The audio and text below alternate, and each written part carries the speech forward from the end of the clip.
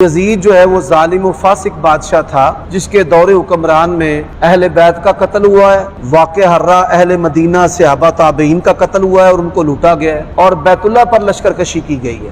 منکرین حدیث جتنے بھی ہیں وہ سب یزید کے حامی ہیں اور سیدنا حسین اور اہل بیت کے مخالف اور دشمن ہیں۔ آپ یہ دیکھیں کہ حافظ ابن حجر اور امام ذہبی اور ابن تیمیہ رحمہم اللہ یا دیگر افراد جو حدیث قسطنطنیہ کا مصداق یزید کو قرار دیتے ہیں، اس کے باوجود بھی وہ اس کو فاسق اور ظالم کہتے ہیں۔ اس کا پھر یہ مطلب واضح ہے کہ وہ اس حدیث کا معنی قطعی اس کو جنتی قرار دینا نہیں لیتے۔ اللہ تعالیٰ ان لوگوں کو ہدایت نصیب فرمائے۔ اہل سنہ والجماعہ کے اندر اسلام کی 14 صدیوں میں یزید کا کوئی حامی نہیں ہے۔ یہ منکرین حدیث کی کتابیں پڑھ پڑھ کر ان کا بیڑا غرق ہوا ہے۔ سیدنا حسن یا حسین یا علی رضی اللہ تعالی عنہم کی محبت میں اپنے آپ کو حسینی کہلوانا یہ بھی جائز و درست ہے۔ جب حضرت حسین رضی اللہ تعالیٰ عنہ کے ایمان پر سوال اٹھائے گئے کہ وہ 3 شرطیں پیش نہ کرتے تو ان کی اسلام پر موت ہی نہ ہوتی، جب ان کی صحابیت کا انکار کیا گیا، جب ان کے قتل کو قتل حق کہا گیا، جب نعوذ باللہ حضرت حسین کو غدار کہا گیا، یہ ساری چیزیں کتابوں میں بھی ہیں اور انٹرنیٹ میڈیا پر بھی ہیں۔ جب ایک عالم زندہ ہے اس سے آپ وضاحت لیں کہ بھائی پھر اس کے بعد فتویٰ لگائیں۔ فتویٰ دینا انتہائی حساس عمل ہے۔ یزید کی محبت نے اور عمر صدیق کی عداوت نے لوگوں کو اندھا کر دیا ہے کہ اس طرح کی غلطیاں کرتے پھرتے ہیں۔ جن لوگوں نے حدیث کے بغض میں یا میرے بغض میں اتفاق کیا ہے نا، چھوٹا ہو بڑا ہو، ہم نے پھر ان کو چھوڑنا نہیں۔ ان کی گستاخیاں اور بے باکیاں جو صحابہ کے بارے میں ہے نا وہ ساری کھول کر باہر نکالیں گے۔ جب ہم نکال کر دکھائیں گے نا ان کے پیٹوں میں سے حضرت علی کی گستاخیاں، تو پھر کیا حالات ہوں گے؟ ان کے ذمہ دار یہ لوگ ہیں۔ اب پیسے جمع کرنا، ان پیسوں کو استعمال کرتے ہوئے مولویوں کو استعمال کرنا، یہ ساری چیزیں آپ کے سامنے ہیں۔ یہ 36 افراد کی بات کرتے نا، 3600 بھی اگر جمع ہو جائیں اللہ کی توفیق سے مجھے کوئی پرواہ نہیں۔ اہل حدیث مکتب فکر شرک و بدعت کے کام کو چھوڑ کر یزید کو بچانے میں لگ گیا ہے، اس کے بارے میں آپ کا کیا موقف ہے؟ میں کیا موقف دوں گا، یہ تو آپ نے ان سے پوچھنا ہے کہ وہ کیوں لگ گئے ہیں۔ دیکھیں شیطان نے ڈرل کرتا ہے۔ شیطان کو یہ پتا تھا کہ اہل حدیث کے عقیدے سب سے بہتر ہیں امت میں۔ قرآن جن عقیدوں کی بات کرتا ہے وہ اگر آپ کو صحیح معنی میں کسی مکتب فکر میں نظر آتے ہیں نا، وہ صرف اہل حدیث ہے۔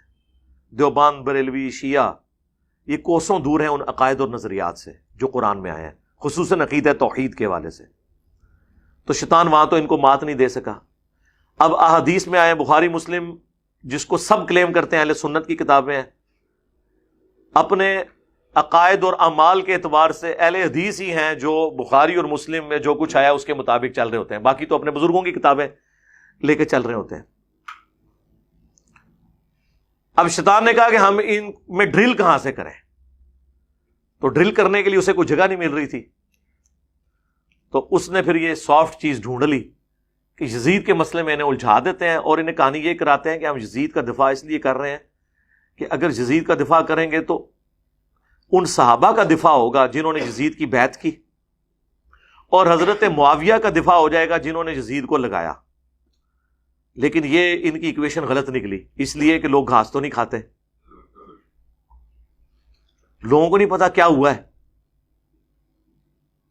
اور پھر میرا معصومانہ سوال ہے، یزید صحابی ہے، صحابی کا بیٹا ہے نا، اور حضرت حسین صحابی، صرف صحابی نہیں، اہل بیت، صرف اہل بیت نہیں، جنتی نوجوانوں کے سردار، جامع ترمذی میں۔ اب آپ کو یہ خیال نہیں آیا کہ ایک صحابی کی جو گستاخی کر رہا ہے، یا اس کے دور میں وہ صحابی شہید ہو رہا ہے اس کے گورنر عبید اللہ ابن زیاد کے ہاتھوں، اور وہ اس کو کچھ نہیں کہہ رہا، تو یہ تو اب مسئلہ ایک تابعی اور صحابی کے درمیان ہو گیا۔ اب تم صحابی حسین ابن علی کے ساتھ کیوں نہیں کھڑے ہوتے ہو؟ صرف اس لیے کہ شیعہ ان کو کوٹ کرتے۔ تو صحابی والا بھی ان کا ڈھکوسلا تھا۔ اگر یہ صحابہ کے ساتھ مخلص ہوتے نا تو حضرت حسین صحابی نہیں ہے۔ اور یہی بنیاد بنائی ہے عمر صدیق صاحب نے، جو اہل حدیث میں ایک مرد مجاہد پیدا ہوئے ہیں، انہوں نے اسی پوائنٹ کو اٹھایا کہ یار تم صحابہ کرتے ہو تو یزید کے مقابلے میں تو صحابی ہے نا۔ دبے الفاظ میں تم کبھی ان کو باغی کہہ دیتے ہو، کبھی خارجی کہہ دیتے ہو۔ باغی اس ٹرم میں اگر کوئی کہتا ہے پولیٹیکلی تو وہ اس کے لیے بہتر لفظ ہے ویسے قیام، لیکن وہ قیام کے معنوں میں باغی نہیں کہتے، ان معنوں میں کہ تو ہم ان کے ساتھ ہوں، کہ ظاہر ہے کہ اس کی تو حکومت اسٹیبلش ہی نہیں ہوئی تھی، یزید ابن معاویہ کی. پھر وہ سینکڑوں ہزاروں صحابہ جو حضرت معاویہ کے مخالفین تھے یزید کو حکمران بنانے کے اعتبار سے، اور ان کے دور میں ہونے والے خلاف شرع کاموں میں پھر حضرت علی کے ساتھ جو کچھ انہوں نے کیا، اور پھر یہ صلح حسن کے پیچھے جا کے چھپ جاتے ہیں. صلح حسن کس طرح ہوئی ہے میرے بھائی؟ حضرت حسن نے مجبور ہو کے صلح کی ہے امت کو خون ریزی سے بچانے کے لیے. لوگ کہتے ہیں وہ صلح پسند تھے. اچھا وہ صلح پسند تھے تو جنگ جمل صفین نہروان تو وہ لڑتے رہے حضرت علی کے ساتھ.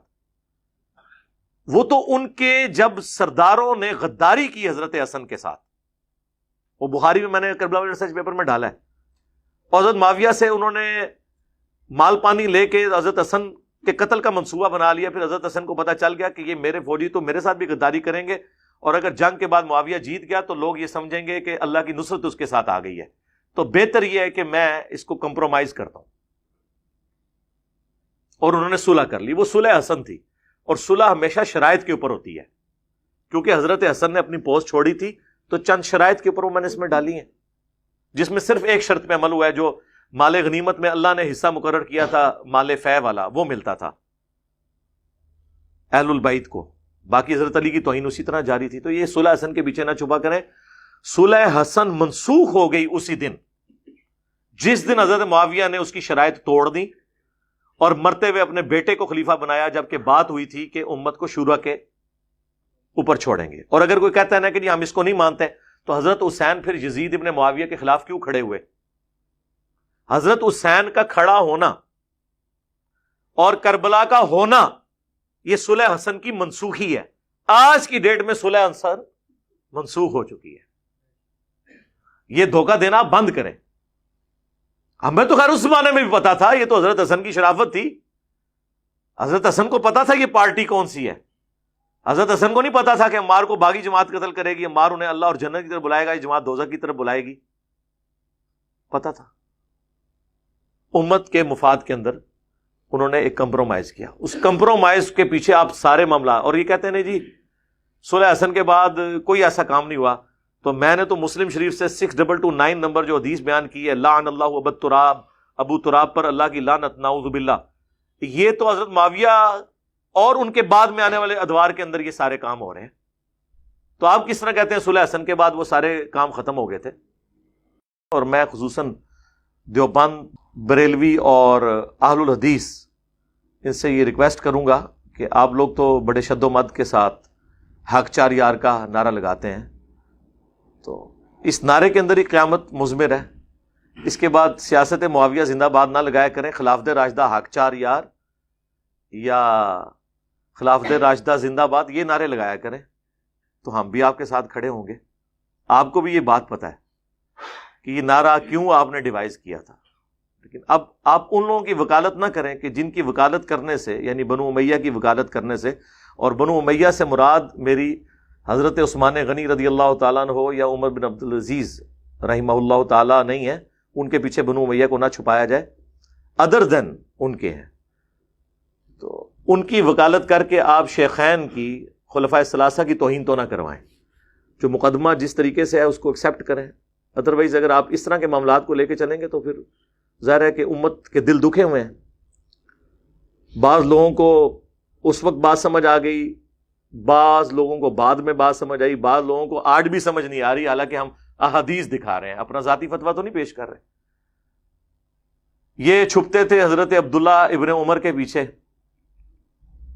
کہ جی وہ تو یزید کی بھی بیعت انہوں نے کر لی. بخاری مسلم میں آتا ہے کہ جب واقعہ ہرہ کے بعد یزید کی فوجوں نے جو مدینے پر چڑھائی کی شہادت حسین کے بعد علیہ السلام، اہل مدینہ نے بیعت توڑ دی یزید کی، تو عبداللہ ابن عمر لوگوں کو منع کرتے تھے بیعت توڑنے سے. میرے بھائی وہ جن کو منع کر رہے تھے وہ کوئی انجینئر صاحب کے اسٹوڈنٹس تھے؟ ایٹ لیسٹ تابعین تو وہ ہوں گے نا، بلکہ صحابی بھی تھے. عبداللہ ابن متی ان کے پاس گئے، وہ بیعت توڑ رہے تھے کہ بھئی حضرت حسین کو انہوں نے قتل کر دیا، اس کے بعد کون سی گنجائش رہ گئی ہے. اور یہی عبداللہ ابن عمر ہے جن کے بارے میں مجمع الزوائد کے اندر المستدرک للحاکم میں آتا ہے کہ اپنی موت کے وقت وہ کہتے تھے مجھے کسی بات کا کوئی غم نہیں ہے، میں نے پوری زندگی پیشن کے ساتھ اللہ کی اطاعت میں گزاری ہے، سوائے اس بات کے کہ میں نے باغی گروہ کے خلاف حضرت علی کے ساتھ مل کر قتال کیوں نہیں کیا؟ جو بات عبداللہ ابن عمر کو اپنی موت کے وقت سمجھ آئی، حضرت علی کے ساتھیوں کو ان کی زندگی میں سمجھ آ گئی تھی. یہ کوئی چھوٹی بات ہے. لہذا عبداللہ ابن عمر کو کوئی کوٹ نہ کیا کرے. اور یہ عبداللہ ابن مطیع جن کا نام بخاری مسلم میں آیا نا، انہی کے بارے میں وہ جو آدھی روایت تاریخ ابن کثیر البدایہ والنہایہ سے کوٹ کرتے ہیں نا کہ جی وہ محمد ابن حنفیہ جو حضرت علی کے بیٹے تھے، حنفیہ نامی عورت سے، وہ کہتے ہیں میں تو یزید کو ملنے گیا، میں نے تو اسے قرآن و سنت پہ بڑا عامل پایا. جن کے باوجداد نے قرآن و سنت کو مہجور کیا ہے، ان کے بارے میں وہ یہ کمنٹس کر رہے ہیں. تو وہ کہتے ہیں دیکھیں توثیق کر دی. اس کے آگے بھی لکھا ہے کہ یہ بات کس سے کر رہے تھے؟ عبداللہ ابن مطیع سے. عبداللہ ابن مطیع صحابی ہیں، اور وہ صحابی ہیں جن کو گٹھی نبی علیہ السلام نے خود دی ہوئی ہے جب یہ پیدا ہوئے تھے. انہوں نے 6-7 سال کی عمر میں حضور کو دیکھا ہوا. اتنے لاڈلے صحابی ہیں. تو وہ کہتے ہیں کہ یزید کے کرتوت ایسے ہیں کہ قریب آسمان سے پتھر برس پڑے. تو عبداللہ ابن مطیع صحابی ہیں اور محمد بن حنفیہ صحابی نہیں تابعی ہے. جب صحابی اور تابعی کا کول ٹکرائے گا تو ہم صحابی کی بات کو مانیں گے.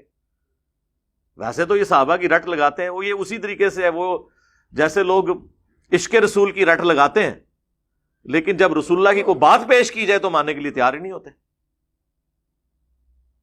تو اللہ کے فضل سے یہ معاملات بالکل کلیئر ہیں. اب کسی نے نہیں سمجھنے تو وہ نہ سمجھے. اور بہرحال عمر صدیق صاحب کو مشورہ دوں گا کہ آپ جو کچھ کر رہے ہیں یہ ادھوری جنگ ہے. آپ لا الہ پہ پہنچے ہیں، الا اللہ کہنا ابھی باقی ہے. یعنی میں صرف اگزامپل کے طور پہ کہہ رہا ہوں کہ ابھی آپ نے یزید کو کنڈیم کیا ہے، لیکن اصل مسئلہ پیچھے سے خراب ہے. اور میں آپ کو بتاؤں ان کو یہ بھی پتا ہے کہ پیچھے سے خراب ہے، صرف وہ بیان نہیں کرتے. ہمارے پاس فرسٹ ہینڈ نالج ہے ان کی طرف سے نہیں. کتنے اہل حدیث علماء ہیں جنہوں نے اپنی نجی محفلوں میں ہمارے اسٹوڈنٹس کے سامنے، جو ان کو پتہ ہی نہیں تھا کہ ہمارے اسٹوڈنٹس ہیں، یہ کہہ دیا کہ تانوں دسیے اندر دی گل عمر صدیق دا حضرت معاویہ دے بارے وہی عقیدہ ہے جو مولانا اسحاق اور انجینئر صاحب دا ہے، لیکن اسی ڈردے ہیں دس دے نہیں کسی نو. وہ دس بھی بیٹھے. مجھے تو پہلے ہی پتا تھا. اور وہ آج سے نہیں ہے. شیخ زبیر رئی صاحب کا بھی وہی نظریہ تھا. ان کے تو میں نے پرسنل کئی باتیں مجھے پتا ہے، میں ان کی آڈیو ریکارڈنگز تو آپ کو پیش نہیں کر سکتا، لیکن مجھے تو پتا ہے نا، میرے سامنے تو ہوئی ہے نا. ان کو پتا تھی ساری چیزیں، لیکن وہ ظاہر پبلک ڈائنامکس ہوتی ہے. بعض اوقات آپ نے ایک خاص لمٹ کو کراس نہیں کرنا ہوتا. شاہ ولی اللہ دہلوی کو دیکھیں، اس زمانے میں جب رفع الیدین کرنے والوں کو مساجد سے نکال کے مسجد دھوئی جاتی تھی، اس زمانے میں لوگ کہتے ہیں شاہ ولی اللہ کو جب سمجھ آئی تھی تو ان کو لکھنا چاہیے تھا. انہوں نے لکھا ہے میرے نزدیک رفع الیدین کرنے والے نہ کرنے والے سے بہتر ہے. اس زمانے میں اتنا جملہ بولنا بھی بڑی بات تھی. ایک سٹیپ تو انہوں نے طے کروا دیا نا. مولانا مودودی کے بارے میں لوگ کہتے ہیں اتنا انٹلیکچوئل آدمی ہے، مرتے دم تک حنفی کیوں رہا؟ اس لیے حکمت کی وجہ سے. ڈاکٹر اسرار صاحب کو تو میں خود گواؤں، انہوں نے خود میرے سامنے کہا کہ جو فقہ حنفی یہ تو ہے ہی اجمی ہے، قرآن و حدیث کے خلاف ہے. میں نے کہا ڈاکٹر صاحب آپ پھر رفع الیدین کہتے ہیں میں کبھی کرتا ہوں، کبھی ان کی وجہ سے چھوڑ دیتا ہوں کہ چلو ان کو میں اپنے قریب کروں. باقی مجھے بھی پتا ہے کہ نماز رفع الیدین سے ہے. اور سب سے بڑا ثبوت یہ ہے کہ ڈاکٹر اسرار صاحب کی ایک ویڈیو نماز والی ریکارڈ ہے.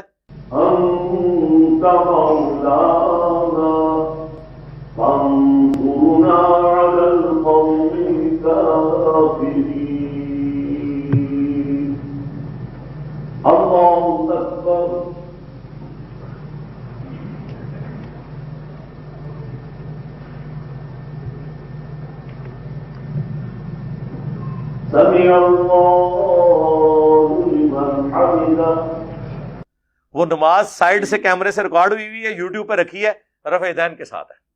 آمین بھی اونچی. آج بھی ان کی مسجد میں چلے جائیں اونچی آمین ہوتی ہے. آدھے سے زیادہ لوگ رفع الیدین سے نماز پڑھ رہے ہوتے ہیں، لیکن انہوں نے ہارڈ سٹانس نہیں لیا، ایک سٹیپ طے کروایا. یہ سارے سٹیپ لوگوں نے جو چھوڑے ہوئے تھے نا، میرے لیے چھوڑے ہوئے تھے. ہاں جی، میں نے آ کے یار کہا کہ ٹھیک ہے یار نکلو بس ٹھیک ہے. دیکھیں ہر ٹائم کا ہر ایکٹیویٹی کا، ہر کام کا ایک وقت ہوتا ہے. جب وہ وقت آتا ہے نا، اس وقت ہی اس کام کا ذرا یعنی فائدہ اسی وقت ہوتا ہے. حالات و واقعات جب اس کے اجازت دے رہے ہو. اس زمانے میں یہ چیزیں اجازت نہیں دیتی تھی، اس لیے میں ان کے بارے میں نیگیٹو انٹینشن نہیں رکھتا.